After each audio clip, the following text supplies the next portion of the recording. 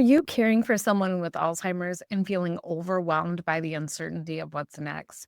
Understanding the stages of this disease can make all the difference in providing the care you need and giving you the clarity you deserve. In this video, we'll break down the stages of Alzheimer's and why early detection is crucial and share some practical tips to help you navigate this journey with confidence. Let's dive in and empower you to take the step with purpose and peace of mind. Alzheimer's disease is the most common form of dementia, but others include Lewy body disease, frontal temporal lobe dementia, vascular dementia, and mixed dementia. There are many forms of dementia, and each have their own symptoms and patterns and progression. But understanding the stages can help you care for your loved one better. The stages below are related mostly to people with Alzheimer's disease, but you can think about these and modify them as you need.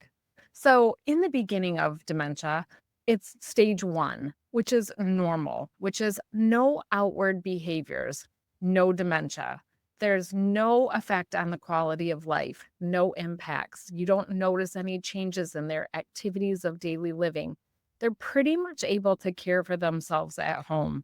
But how you can support someone if you feel like their mind or their memory is sort of slipping, you can tell your loved one that you're concerned, and you can start to do maybe little assessments in your head and document what changes that you're noticing in your person and what signs you're seeing, so that the next time you notice a difference or the next time that you notice a change, you can have that documentation ahead of time so that you can go back and compare what did you notice before and what are you noticing now. I always say if you didn't document it, then it's not done. And we talk about that in medical care. If we don't document it, then we didn't do it. So if you document, this will provide you a way to compare where your person was before compared to where they are now. Now, stage two is very mild changes, still no dementia, meaning that there's little or no impact on your person's activities of daily living. You still might not notice any big changes in your loved one, but you might see those little daily memory problems that look like a normal part of aging. You might see some difficulty in finding the right words, the inability for their memory, meaning that they're substituting one word for another, or they might think about, you might ask them something and their memory might be a little bit foggy or a little bit jaded onto what happened during a certain situation. Your person might think about a situation and they may see it differently than what it actually was if you were present, or you might starting to see them substituting one word for another or forgetting the name of a very familiar or common object. But typically in stage two, your person is still functioning in the home, in the community, and in the workplace if they're there. Just like with stage one, you can start to still plan. If you notice these things are happening in your person, you can start to talk about your what ifs, meaning, what if something were to happen to us? And what would we do? Is your will in place? Is your trust? Is your executive advanced care planning in place? So start to think about those things now and talk about them while your person is still able. In stage three, you're going to start to notice, again, mild changes. There's very little impact on their daily activities. Again, you might start to notice that there's problems with their thinking or with their reasoning, and you'll still see maybe some slight memory loss.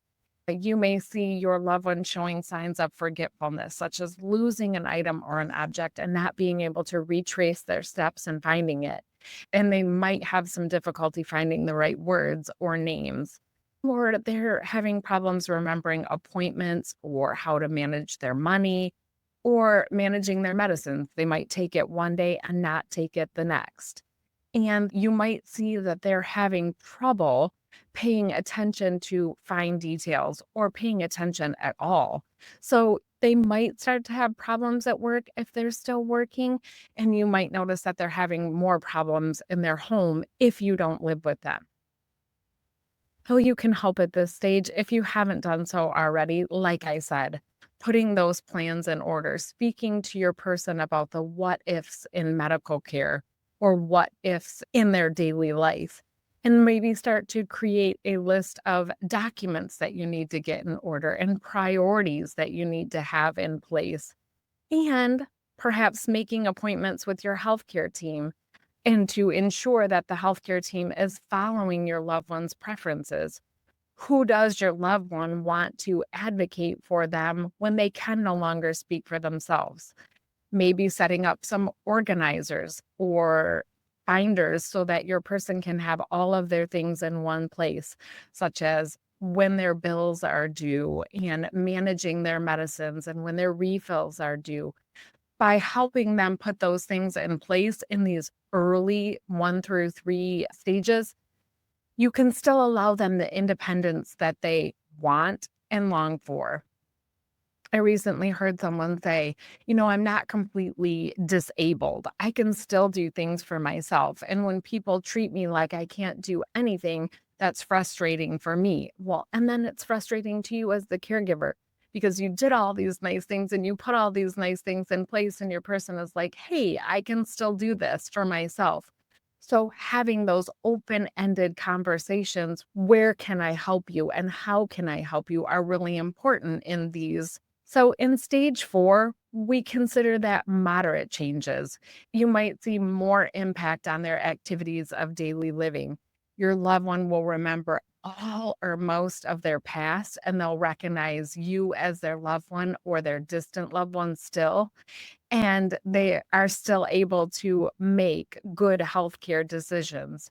But you're still seeing them forget those familiar words and names of objects, or they might forget where they place something, like their eyeglasses or their phone.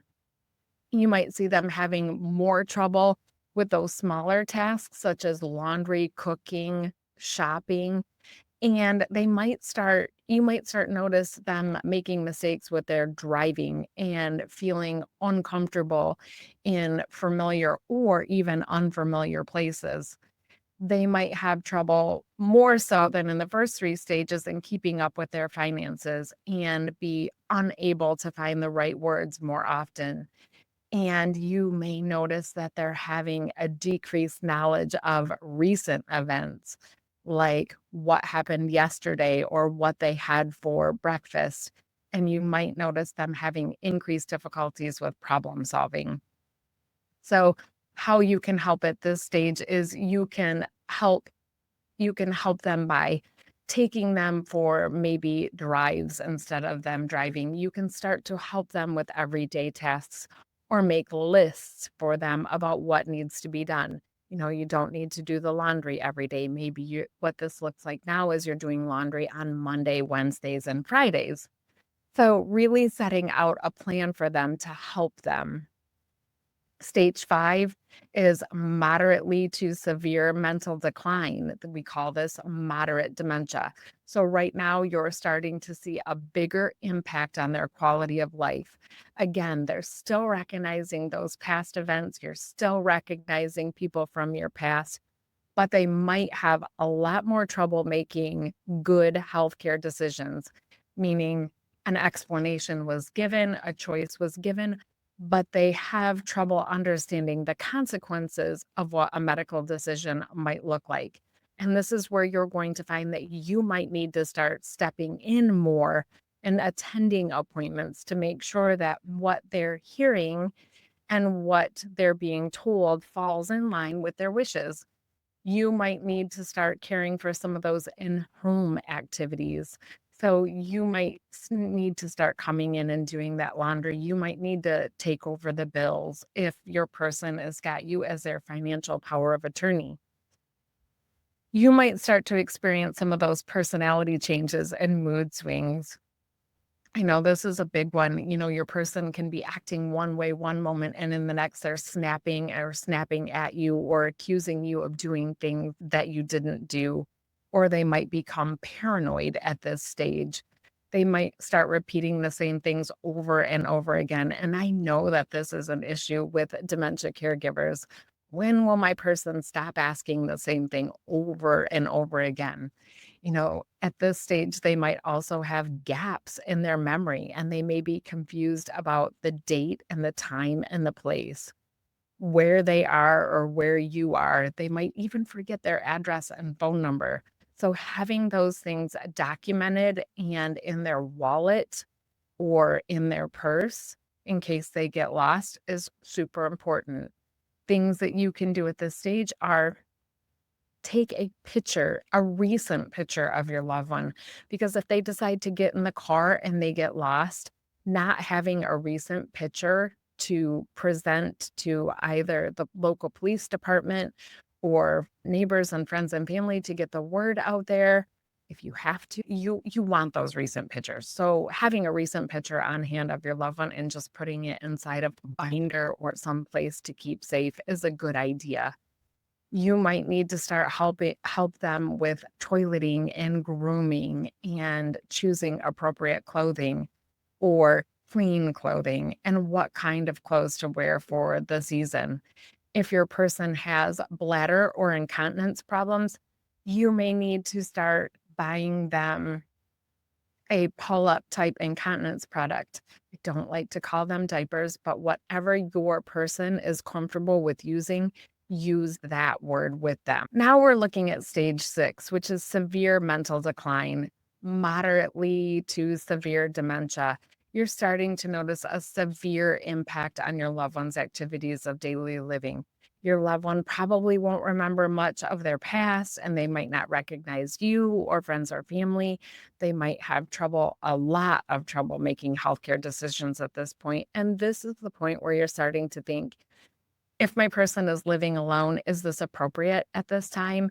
They might need in-home 24-hour care, or you might need to start looking at alternative living. You may see your loved one now showing strong personality changes and mood swings. They might start having delusions, just thinking it's time to go to work when they are no longer working, or that they need to go visit a loved one, such as their mother or father who is no longer living. They might not be able to use the toilet independently at this time or get dressed without help. And certainly, cooking is probably not a good thing at this time. They might have more trouble sleeping during the night and confusing day and nighttime, sleeping more during the day and up at night. They probably have a lack of awareness of events that are current or past experiences. Lots of changing in eating habits at this time. They may become a picker, meaning that they're only eating a few things off their plate and saying that they're done. Or they might eat a full meal and forget absolutely that they've eaten and then turn to you and say, "I'm hungry. Could you please fix me something to eat?" Because they forgot that they ate. Because those changes in the brain are bigger now, are more pronounced. And they are, and remember, because Alzheimer's and the other forms of dementia affect the brain, that area that tells us that we're full is no longer working appropriately. So you might need to start changing the things that you're feeding them. You might need to start feeding them more protein, which can help them feel more full so that they're not asking you if they can eat again. At this point, you're probably your person's biggest advocate and you're dealing with the healthcare team. You're following up with the loved ones, your loved one's doctor. You're following up with any in-home care that they have. You are really pretty much 24/7 now, unless your person is living in an assisted living facility.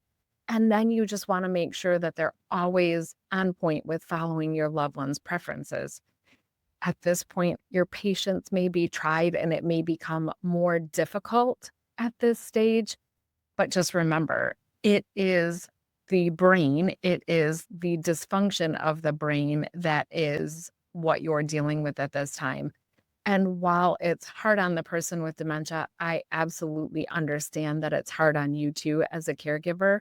And so allowing yourself some grace at this time for all of those feelings that you have is very important. Stage 7 is very severe mental decline, severe dementia. And this is the final stage in the 7 stages. So At this point, you may see a huge decline in your person. They may be bedbound. They're probably needing 24-hour care and supervision. They may lose their ability to speak, to eat, to swallow. They might not be able to use the toilet or get dressed anymore without assistance. At this point, your person may no longer be mobile, be able to walk or sit upright without assistance with pillow props or without you moving them and getting them up. They've probably lost most of their language skills at this time, and they're probably losing most of their bladder and bowel control. At this point, they may even be confined to a wheelchair or bed, and they probably don't recognize you or most of your family members. And at this stage, your biggest thing that you can do for them is be supportive and be there and listen and connect with them in any way that you can. At this point, I like to think of it as almost like reminiscence. So you can listen to music or read stories to them or talk about the past or look at books that can help connecting with them in ways such as looking at photo albums of past events that happened, their favorite places or places that the 2 of you went together, or looking at pictures of families such as your grandchildren, children, and discussing those out loud, making sure that you are on board with your care team, whether your person has chosen a palliative approach or whether they've chosen to go the hospice route. But no matter what stage they're in, always making sure that you honor their wishes. If you think you or a loved one may be showing signs of dementia, always talk to your doctor. The sooner the disease is diagnosed, the sooner that treatments can start. And by treatments, those that are palliative in approach, those that treat the symptoms of dementia. As you know, at this time, there is no cure for Alzheimer's or any of the dementias. And so until we find a cure, the more we know, the more we share, the more we educate and come together as a community of caregivers, caregiver strong, the more we can get the word out there and the more we can stand together to support caregivers and those with dementia. If you have any questions about the stages, please drop them in the comments below and I will respond. If you haven't checked out our website, I'll drop that in the comments below. We have all of our updates there, and we hope that you'll join us in our Dementia Caregivers Academy group, where other caregivers just like you share their stories, ask questions, and connect with other caregivers. Have a great day.